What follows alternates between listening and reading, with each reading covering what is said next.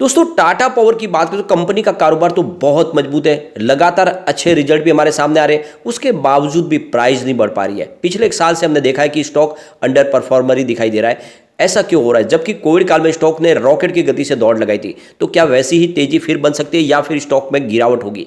तो यहाँ पे टाटा पावर का लेकर कुछ लेटेस्ट अपडेट है जिनको डिस्कस करेंगे। यहाँ पे टाटा पावर आने वाले समय में कारोबार के मामले में तो बहुत तेजी से आगे बढ़ सकता है, लेकिन क्या प्राइस भी वैसे ही तेजी से आगे बढ़ेगी? क्या ये स्टॉक वाकई में आने वाले समय में 4 डिजिट में जा सकता है या फिर वापस ये स्टॉक आने वाले समय में पिछली रफ्तार की तरह से क्या कोविड के पहले जैसा 2 डिजिट में जाने वाला है? इन सारी बातों को समझेंगे इस वीडियो के माध्यम से।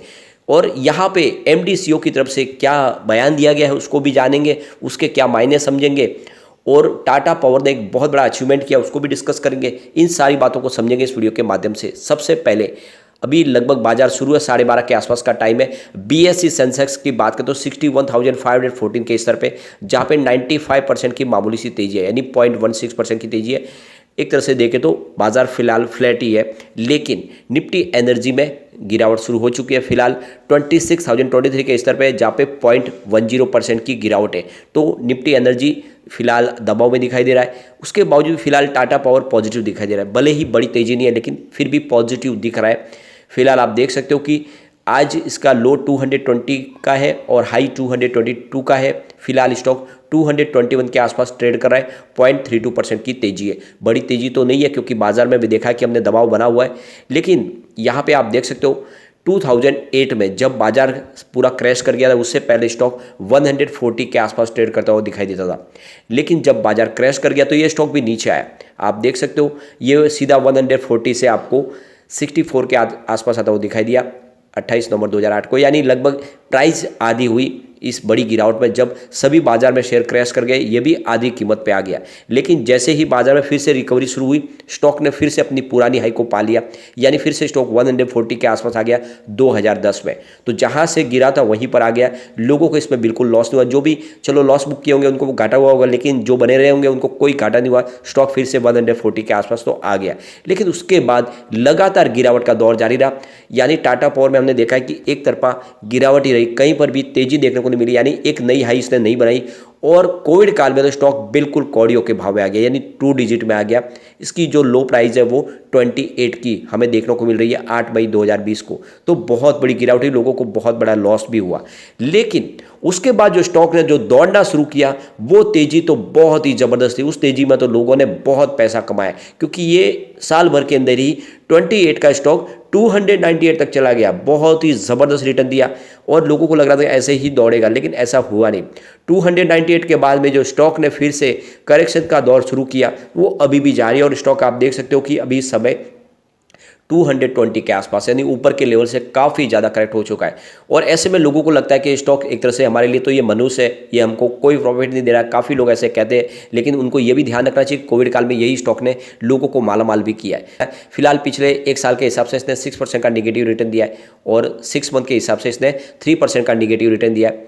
लेकिन आने वाले इसमें डेफिनेटली यहाँ पे तेजी बनेगी। यहाँ पे शेर खान की तरफ से इसको आप बाय की कॉल दी गई और वो इसको लेकर बुलिश है। उनके हिसाब से आने वाले समय इसकी प्राइस 260 तक जा सकती है। तो 260 के टारगेट के साथ में शेर खान ने निवेश की सलाह दी हुई है। अब यहाँ पे एक देखें तो टाटा पावर ने एक बहुत बड़ा माइलस्टोन अचीवमेंट किया है।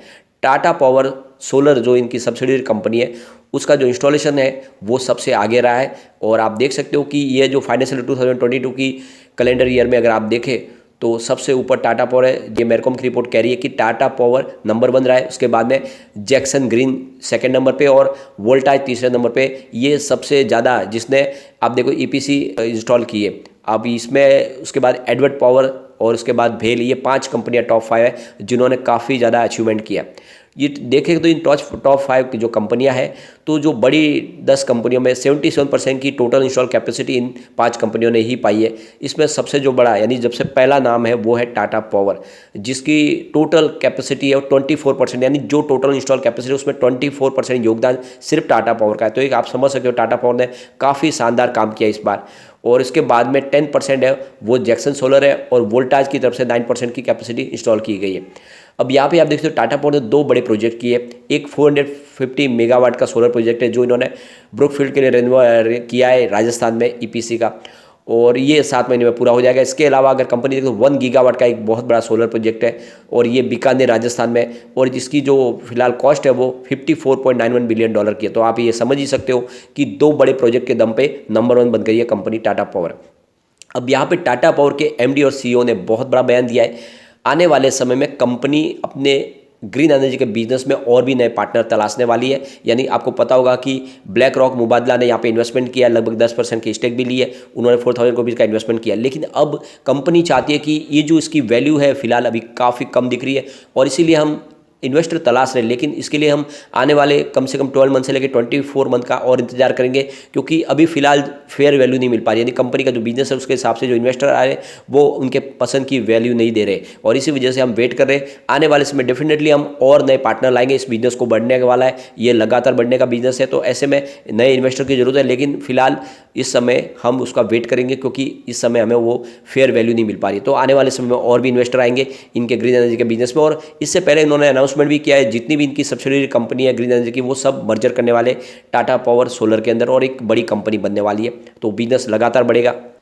प्रवीण सिन्हा का कहना है कि ओडिशा डिस्कॉम के कारोबार की वजह से हमें काफ़ी अच्छा हमारा रेवेन्यू जनरेट हो रहा है और जो इन्होंने ओडिशा में टोटल ग्रीन एनर्जी के माध्यम से डिस्कॉम का कारोबार शुरू किया उसकी वजह से इनको बेनिफिट काफ़ी ज़्यादा मिलना शुरू हो गया है और लगातार बोल रहे हैं कि हम अपने डेट को कम करने की कोशिश भी करें। हमारी एसेट क्वालिटी में भी सुधार हो रहा है, यानी हमारा जो एबिटाडा मार्जिन है उसमें हमें अच्छी खासी इंप्रूवमेंट देखने को मिल रही है। तो ये कुल मिला के देख सकते हो कि पटरी पे है टाटा पावर और आने वाले समय डेफिनेटली इसका इफेक्ट इसके शेयर पे भी देखने को मिलेगा। यहाँ पे अगर हम इसके फंडामेंटल एक बार देखें तो काफ़ी शानदार है। मार्केट कैप इसका 70,633 करोड़ रुपीज़ का है। इसकी करंट प्राइस फिलहाल 221 की है। इसका लो आप देख सकते हो 190 का है और इसका 52 वीक का हाई 298 का है। तो काफ़ी ज़्यादा करेक्ट स्टॉक हो चुका है। स्टॉक का पी 27.80 का है और इसकी बुक वैल्यू 80.40 रुपीज़ की है और डिविडेंड इसने 0.79% का दिया। लगातार अच्छा डिविडेंड कंपनी देती है। आरओसी इसका 9.30% है और आरओई इसका 8.42% है। फेस वैल्यू 1 रुपीज़ है। तो फंडामेंटल काफ़ी अच्छे है। इसके अलावा अगर आप देखें तो पिछले 10 साल के इसके सेल्स के आंकड़े देखें तो लगातार आपको बढ़ते हुए दिखाई देंगे। 10 ईयर के हिसाब से इनका सेल 5% पॉजिटिव है, जो 5 ईयर के हिसाब से बढ़ के 9% पॉजिटिव हुआ और 3 ईयर के हिसाब से देखें तो ये 13% पॉजिटिव हो गया है।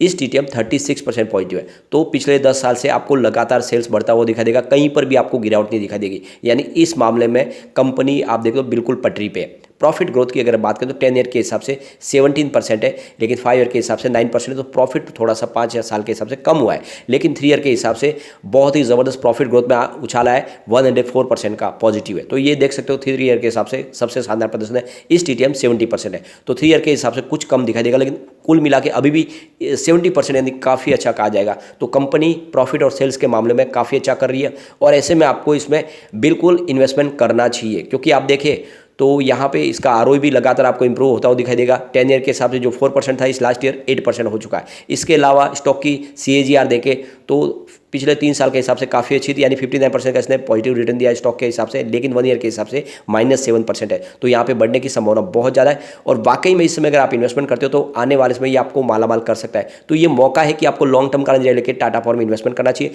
कंपनी बहुत बड़े विजन के साथ आगे बढ़ रही है। आने वाले 5 साल में कंपनी 75,000 करोड़ का इन्वेस्टमेंट करने वाली है ग्रीन एनर्जी के बिजनेस में। तो दोस्तों यहाँ पे अगर आप स्टॉक को अगर 3 ईयर के लिए होल्ड करते हो तो ये आराम से 1000 को टच कर सकता है। काफ़ी अच्छी तेजी आने की संभावना बन रही है, क्योंकि ग्रीन एनर्जी में सरकार की तरफ से बहुत सारी बेनिफिट मिलने की संभावना बन रही है। साथ में आने वाले समय में इलेक्ट्रिसिटी अमेंडमेंट बिल भी आ रहा है, जिसकी वजह से जो डिस्कॉम को लॉस हो रहा है वो भी खत्म होगा। उसकी खुद की कोल माइंस है उसका भी बेनिफिट मिल रहा है और दोनों ही डिस्कॉम का काम चाहे डिस्ट्रीब्यूशन का देखें या फिर ग्रीन एनर्जी का, सब कुछ बढ़ता हुआ दिखाई देगा। ईवी चार्जिंग में कंपनी काफ़ी कुछ अचीव करी है, लगातार ईवी चार्जिंग का जाल बिछा रही है। ऐसे में आने वाले समय यहाँ पे बहुत बड़ी तेजी आने की संभावना है। तो नजरिया लॉन्ग टर्म का लेकर निवेश करना चाहिए। लेकिन फ्रेंड, कोई भी इन्वेस्टमेंट करने से पहले अपने फाइनेंशियल एडवाइजर से बारे ले ले या अपना खुद का रिसर्च करें, क्योंकि मैंने वीडियो आपके एजुकेशनल पर्पज के लिए ही बनाया। वीडियो पसंद आए तो लाइक शेयर जरूर कीजिए और चैनल को सब्सक्राइब कर दीजिए। Thank you friend.